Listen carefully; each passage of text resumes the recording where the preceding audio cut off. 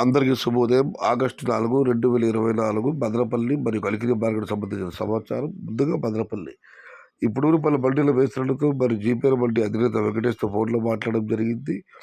వారిచ్చిన సమాచారం ఒకసారి వేరీ చూస్తే క్రోడీకరిస్తే శనివారం భద్రపల్లి మాట మామూలు దిగుమతి తక్కువగా వస్తుంది. ఇవాళ అయితే ఆదివారం నేటితో పోలిస్తే వాళ్ళ దిగుమతి పెరగవచ్చు అనుకున్నాం, కానీ ఇప్పుడు అందిన సమాచారం చూస్తే సూటిగా చెప్పితే భద్రపల్లి మార్కెట్లో తొలిసారిగా వేలంపాట ఆరంభమయ్యే భాగ్యలక్ష్మి బండి నుంచి చివరి బండి ఎస్బిటి డిఎస్ఎం వరకు తీసుకుంటే కూడా ఇవాళ అన్ని బండిలకు కూడా నిన్నట్లాగానే వచ్చింది. మరికొన్ని బండిలు తగ్గింది, కానీ నిన్నటితో పోలిస్తే దిగుమతి ఏమాత్రం పెరగలేదు. నిన్నటితో పోలిస్తే దిగుమతి ఇవాళ తగ్గింది సూటిగా చెప్పాలండి. నిన్న మీకు అందరూ తెలిసింది టాప్ అండ్ టాప్ ధర 500 రూపాయల దగ్గర నుంచి 650, 700 వెళ్ళడం జరిగింది. మరి ఇవాళ చూడాలి దిగుమతి తగ్గింది, ధరలు ఎలా ఉంటాయి, ఏ మేరకు ఉంటాయి. ఇక కలికిరి మార్కెట్ విషయానికి వస్తే